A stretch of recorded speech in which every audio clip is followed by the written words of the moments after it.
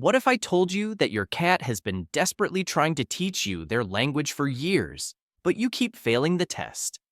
Animal behavior experts have cracked the code on feline communication, and it turns out we've been getting almost everything wrong. That attitude your cat gives you, it's not attitude, it's frustration that you don't understand basic cat etiquette. The latest research shows that cats who feel truly understood by their humans live longer, stress less, and bond deeper. Ready to finally speak fluent cat? Here are the 15 essential lessons your furry teacher has been trying to give you. Rule number 1. Don't stare at your cat. Here's something that'll blow your mind. When you gaze lovingly into your cat's eyes, thinking you're having a romantic moment, your cat thinks you're basically saying, "Hey, wanna throw down?" Dr. Miquel Delgado, a leading feline behaviorist, discovered that cats interpret sustained eye contact as pure aggression. In cat society, staring is what bullies do before they attack. It's like walking up to someone at a bar and mean mugging them. Not exactly the vibe you're going for with your beloved pet. But here's the fascinating part. Cats have their own version of "I love you," and it's been hiding in plain sight. It's called the slow blink, and once you learn it, you'll wonder how you lived without this superpower. Look at your cat. Slowly close your eyes like you're savoring the moment. Hold it for just a second, then gently open them. You've just told your cat, "I trust you completely," in their native language. The best part? When they slow blink back at you, that's them saying, "I love you too." And trust me, it hits different when you know what it means. But wait until you discover why your cat runs away when you try to love them. Rule number 2. Let them come to you. Imagine if someone followed you around all day trying to hug you without asking permission. Exhausting, right? Well, congratulations. That's exactly how your cat sees your affection attempts. Here's what researchers found that changed everything. Cats bond through choice, not force. When you chase them around for cuddles, you're accidentally triggering their flight response, the same instinct that keeps them alive in the wild. Your innocent love bombing feels like predator behavior to them. But here's where it gets interesting. Scientists observed that cats who were allowed to initiate contact showed 300% more affectionate behavior than cats who were constantly pursued by their owners. It's like the difference between someone asking you out versus someone pestering you until you say yes. One feels romantic, the other feels desperate. The game changer? Become irresistibly unavailable. Sit down, ignore your cat. I know it's torture, and do something else. Watch what happens. Suddenly, you become fascinating. They'll investigate, maybe brush against your leg, perhaps even jump into your lap. That's when you've won the cat lottery. They chose you. Next up, your cat's invisible security system that you keep accidentally destroying. Rule number 3, don't erase their scent map. Your cat isn't just randomly rubbing their face on your couch. They're literally building a map of their world using scent. Think of it like invisible post-it notes that say, "This is safe," "This belongs to me," and "Home sweet home."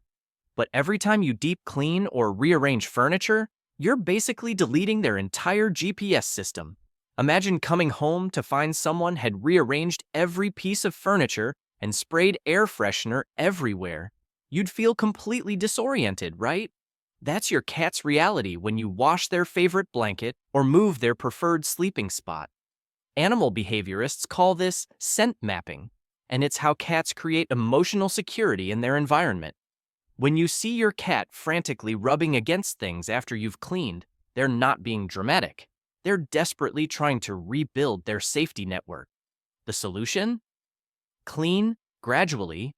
If you must wash their bed, leave an unwashed piece of fabric nearby so they can transfer their scent. Watch them sniff, rub, and reclaim their space. It's like watching someone redecorate their house, one scent marker at a time. Rule number 4. Answer their meows. Here's something that'll make you feel special. Cats don't meow at other cats. Seriously, adult cats barely make vocal sounds to each other. They communicate through body language, scent, and subtle gestures. But with humans, they developed an entire vocal language just for us. A groundbreaking 2003 study revealed that cats actually study how we respond to their meows and adjust their pitch and tone accordingly. Your cat is literally fine-tuning their communication style to match what gets your attention best. It's like having a personal translator who's constantly updating their dictionary based on your reactions. Think about that for a moment.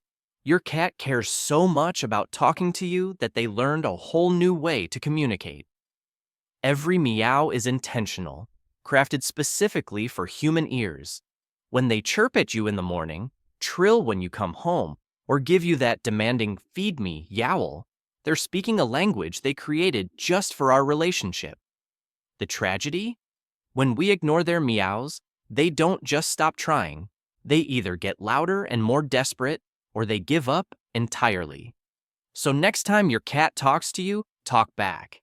Even a simple "hello, sweetie" tells them their voice matters. Rule number 5. Read their tail language. Most people think a moving tail means a happy cat, but that's like saying someone waving their arms is automatically excited. Context is everything. Your cat's tail is basically a real-time emotion display, and learning to read it is like getting access to their thoughts. A gently swaying tail usually means they're focused or mildly interested. But that fast, whip-like flicking, that's not happiness. That's overstimulation or annoyance. It's your cat's way of saying, "I'm getting worked up here." The big bottle brush puffed tail is obvious. They're scared or angry. But here's the subtle one most people miss. The tail tip twitch. Just the very tip flicking while the rest stays still. Your cat is concentrating hard or feeling slightly irritated. The magical tail position? Straight up with a slight curve at the top, like a question mark. That's confident, happy, and ready for interaction. When they wrap their tail around you, that's the cat equivalent of holding hands. Here's the game changer. Start watching your cat's tail before you pet them. Relaxed tail equals green light. Twitching tail equals maybe wait a minute. Thrashing tail equals definitely back off. It's like having a mood ring for your cat. Rule number 6. Pet the right spots. Stop going straight for the belly rub. That's amateur hour. Your cat has 3 VIP zones where they actually crave attention, and if you focus on these spots, you'll become their favorite human instantly. Zone 1, the head and forehead. This is where cats have scent glands, so when you scratch here, you're helping them mark you as their person. It feels amazing to them and strengthens your bond simultaneously. Zone 2, cheeks and chin. Ever notice how cats rub their cheeks on everything? They're depositing scent from special glands there. When you gently scratch their cheeks, you're basically giving them the ultimate spa treatment. Zone 3, behind the ears. This spot often gets overlooked, but it's pure gold. Most cats will lean into ear scratches like they're receiving a 5-star massage. The forbidden zones? Belly. That's a trap most of the time. Back legs and the base of their tail until you've earned serious trust points. Paws are generally off limits unless your cat is super bonded with you. Pro tip: keep your touches light and brief. Think gentle massage, not deep tissue work. Watch their body language. Leaning in means more please. Pulling away means that's enough for now. Rule number 7. Respect their rest time. Your cat tucked into that perfect sunny spot, paws neatly folded under their body, eyes at half-mast? That's not just a nap, that's sacred meditation time. And interrupting it is like barging into someone's yoga session to show them a funny video. Cats spend 12 to 16 hours a day sleeping, but it's not just rest. It's how they process stress, recharge their energy, and maintain their mental health. When they're in loaf mode, that adorable position where they tuck all their paws under, they're telling you they feel safe enough to be vulnerable, but they need their space. Here's how to read the room. If they open one eye when you approach and make a little chirp or trill, that's an invitation. If they tuck tighter and sigh through their nose, that's cat for "please respect my boundaries right now." The cats who get the most love and attention? The ones whose humans respect their do not disturb signals. It's counterintuitive. But giving them space when they need it actually makes them more affectionate when they're ready for interaction. Rule number 8, keep the litter box clean. The litter box isn't just a utility space to your cat, it's their most vulnerable zone. Think about it.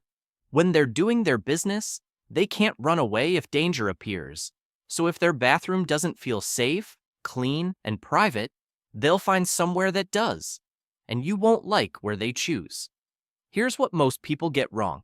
Covered litter boxes. We think they're being polite by giving cats privacy, but cats hate them. Covered boxes trap odors and make them feel trapped too. It's like using a porta potty versus a clean, open restroom. Which would you choose? The golden rules? 1 box per cat, plus 1 extra. Clean it twice a day. Would you use a dirty toilet? Use unscented litter. Cats have noses 14 times more sensitive than ours, so that fresh spring breeze scent is overwhelming. Place it in a quiet corner away from food and water, but not so hidden that they feel cornered. Most litter box problems aren't behavioral issues. They're your cat desperately trying to tell you their bathroom standards aren't being met. Fix the box setup, and most problems disappear overnight. Rule number 9, stick to routines. While you're trying to spice things up and keep life interesting, your cat is silently begging you to please, for the love of all that's holy, keep things predictable. To cats, routine isn't monotonous. It's the foundation of feeling secure in the world. Same feeding time, same sunny window spot, same evening cuddle session on the couch. These aren't boring habits to your cat. They're proof that the world makes sense and tomorrow will be safe, like today was safe. Sudden changes, even good ones, like new furniture or a weekend trip, can trigger anxiety that lasts for days. Here's what's fascinating. Cats who live in predictable routines show lower stress hormones and live longer than cats in chaotic environments. It's like the difference between having a steady job versus never knowing if you'll have work tomorrow. One lets you relax, the other keeps you constantly on edge. Build small, consistent rituals that include your cat.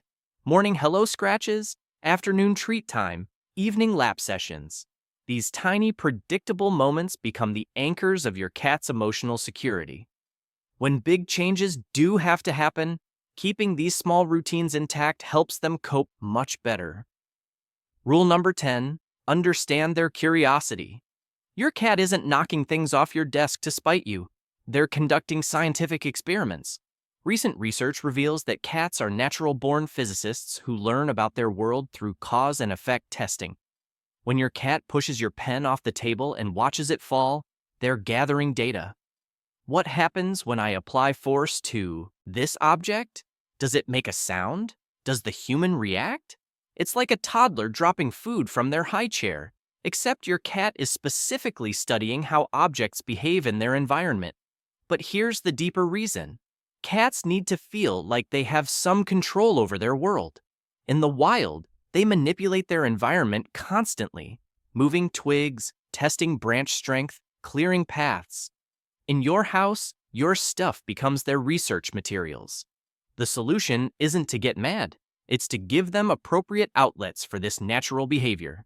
Cat trees, puzzle toys, things they're allowed to bat around and manipulate. When they have sanctioned objects to experiment with, they're less likely to choose your expensive glasses. Think of it this way. Your cat isn't being destructive, they're being a scientist. Give them a proper lab, and they'll leave your stuff alone. Rule number 11, enjoy quiet time together. We live in a world of constant chatter, but cats are masters of meaningful silence. That moment when your cat sits next to you while you read, or lies on the floor near your feet while you work, that's not them being antisocial. That's them saying, I choose to be close to you in the most genuine way possible. Cats don't need constant interaction to feel loved. In fact, forced conversation can stress them out. They bond through what behaviorists call parallel presence, simply existing in the same space without demands or expectations. Think about your best friendships. Sometimes the most comfortable moments are when you can sit together without needing to fill every silence with words. That's exactly how cats prefer to connect. They're not ignoring you when they're quietly nearby. They're including you in their peaceful world. Try this experiment. Next time your cat settles near you, resist the urge to call them over or start talking to them. Just acknowledge their presence with a gentle glance and then go back to what you were doing. You might be surprised at how long they choose to stay and how relaxed you both feel. Rule number 12. Accept their gifts. Finding a dead mouse on your pillow isn't your cat being gross. It's them trying to take care of you because they think you're a terrible hunter who might starve without help. In cat society, bringing food to others is the ultimate act of love and responsibility.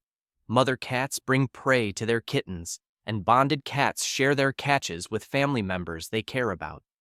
When your indoor cat brings you their toy mouse, hair tie, or if they go outside, actual prey, they're essentially saying, "I love you so much that I want to make sure you don't go hungry." But here's the twist. They're also trying to teach you. Cats often bring live or barely injured prey because they're attempting to show you how hunting works. It's like a parent trying to teach their child life skills, except the lesson is, this is how you catch dinner. The appropriate response isn't disgust, it's gratitude. A gentle thank you and proper disposal of their gift shows respect for their caring intention. Getting upset or punishing them for bringing gifts can genuinely hurt their feelings because they were trying to show love in the most meaningful way they know.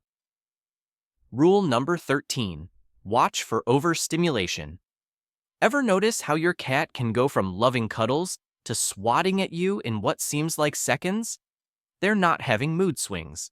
They're experiencing social overload, and unlike humans, they can't just politely excuse themselves from overwhelming situations.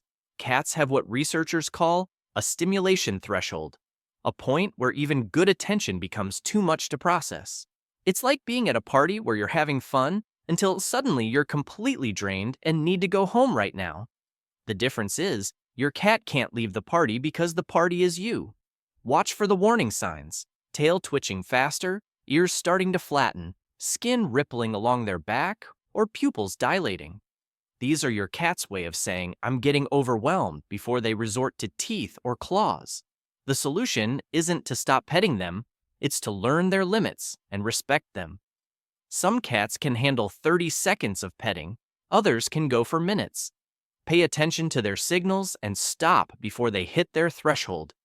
Cats whose humans respect their stimulation limits actually seek out more affection over time because they trust that the interaction will end before it becomes uncomfortable. Rule number 14. Love their cat nature. Cats aren't defective dogs, they're perfect cats. But somehow, our culture has convinced us that dog behaviors are the correct way for pets to act, leaving millions of cats feeling misunderstood and their humans feeling frustrated. Dogs were bred to please humans, follow commands, and adapt to our social structures. Cats chose to live with us while maintaining their independence. Expecting your cat to come when called, walk on a leash, or greet strangers with enthusiasm is like expecting an introvert to act like an extrovert. It goes against their fundamental nature. Here's what changes everything. Instead of trying to make your cat more dog-like, learn to appreciate their catness.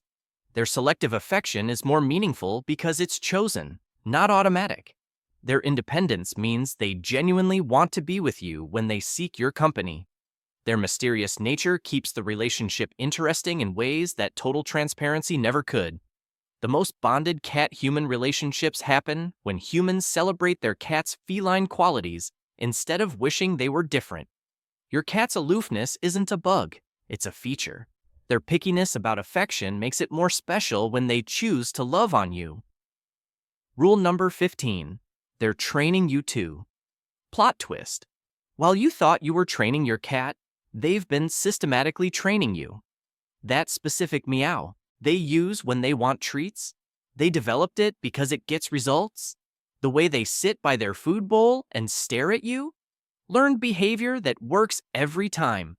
Cats are master behaviorists who study human responses and adjust their tactics accordingly. They've figured out which meow gets you out of bed fastest, which pathetic look gets them extra treats, and exactly where to sit to get the most attention. They're not manipulative, They're smart. But here's the beautiful part. This mutual training creates the bond. Every time your cat learns what works with you and you learn what works with them, you're building a unique communication system that belongs just to you two. The cats with the strongest relationships with their humans aren't the most obedient. They're the ones whose humans learn to speak their language while the cats learn to speak human. It's a two-way conversation that gets richer and more nuanced over time. So next time your cat trains you to do something, smile and appreciate that you're both smart enough to figure each other out. That's not manipulation, that's love with a PhD in psychology.